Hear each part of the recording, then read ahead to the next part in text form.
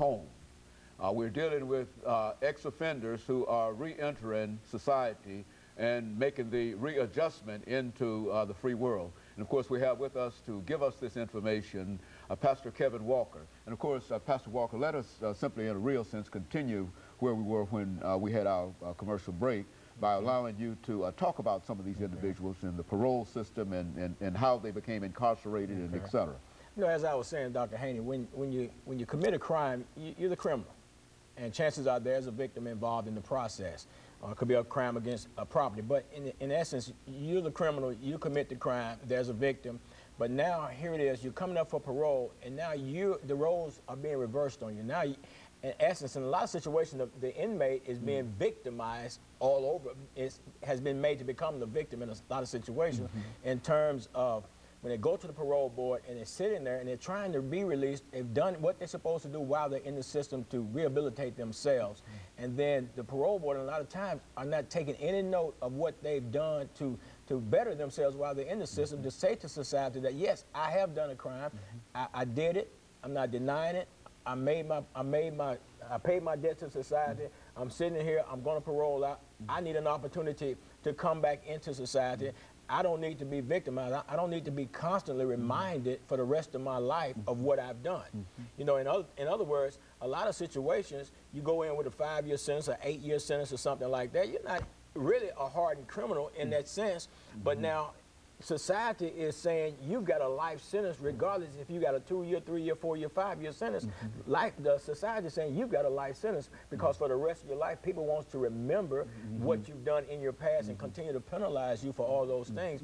And people need an opportunity, Dr. Haney. People need a chance to make the adjustment back to society. You know, we'll say to the ex-offenders and we'll say to society concerning the ex-offenders, I should say, that this person, he's no good, he's low down because he was in prison, he got out and he went back to prison.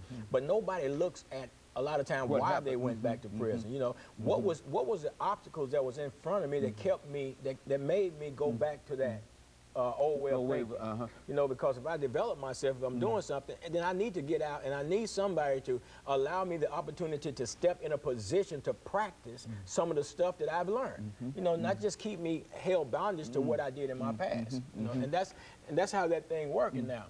Well, it seems to me that the parole board, is there some kind of political motive in terms of how they operate? Or is there a fear on in terms of if they allow those individuals who have served their time and who have done everything necessary in order to meet all of the qualifications? It seems to me that ought to be sort of an automatic kind of situation because of the way the individual has reached the parole board. Dr. Haney, it's almost like the individual that looks like he won't come back is the one that has the hardest chance of getting out. The individual that looks like he'll return is the one that readily makes parole because chances are they'll return. But I don't know if it's money motivated, politically motivated. I don't know what it is. I'm just saying that's what it looks like. That may not be what it is, but that's what it gives that appearance that the guy that says that I've got it all together, I've done this, I've got this under my belt, I got that under my belt. I can't, in essence, come back into society and make a positive contribution to society. And these are the guys saying, well, okay, come back to see us in 2 years and we'll reconsider your case. But even though within the system he has done everything. That it was necessary to do in order to get him to that particular point in terms of his discipline while he's been there, in terms of violations and et cetera, et cetera. That's why he's there, because they believe that he might be able to get out. Absolutely. And my thing is, give the guy an opportunity. Give him a chance to put into practice what he said he has accomplished while he's in there. You know, give him the opportunity. But now, is there a possibility that there might be an attitude in which they believe that crime is on the increase everywhere, okay? Yeah. And that they believe that perhaps if they are, quote, too lenient on these individuals by allowing more to get out than getting out, that they will be accused of whatever, of contributing really to crime problems. Would that be some kind of rationalization behind what we're talking about? That's what we're looking for. I mean, it could possibly be rationalization, but the reality of it is, regardless, if an individual's got a determined sentence, at some point he's going to expire that sentence. Whether you let him out on parole or he expires that sentence, he's coming up out of there regardless. I've got a guy in my program now that expired the sentence, did 30 calendar years on the sentence. He expired the sentence. So regardless, he's coming out. But you take a guy, he's developing himself, give him an opportunity. And I need people to understand when I say turn the criminal into the victim, in the sense that when they come out, all these roadblocks, all these obstacles, you're not giving opportunities for them to better themselves, to move forward in life. They got families, you know, that are waiting for them, and they need their families. They need the family support, and they need all of that. But there's a lack of communication on, as far as I'm concerned, but between the parole hearing officer, the parole board that paroles these individuals back into society, and the parole officers that are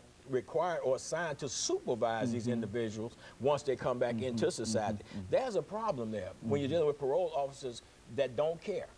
And they don't care, as indicated by the fact that they're not following up, they're not visiting the places these people staying at, you know, they're not looking for out for their best good in terms of, in other words, let me say it to you like this.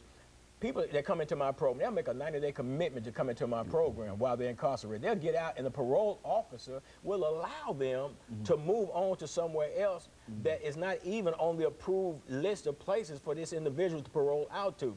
Now, that's setting an individual up to fail.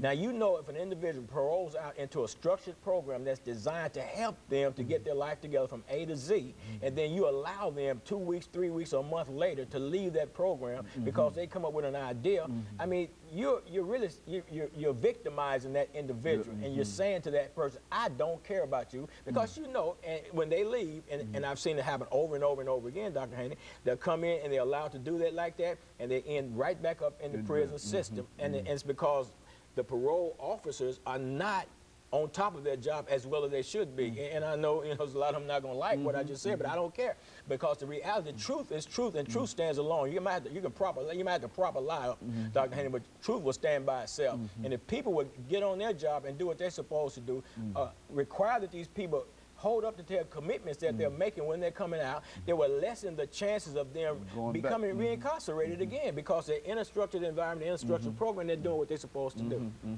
So, you know, that's what's going on. Okay. And I think if there needs to be a look at the system. Okay. There needs to be a look at the parole system.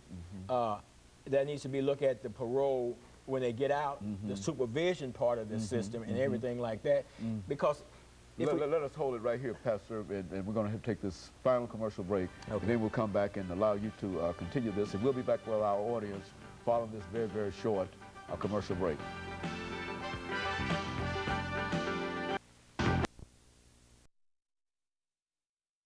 Help me, I'm coming home.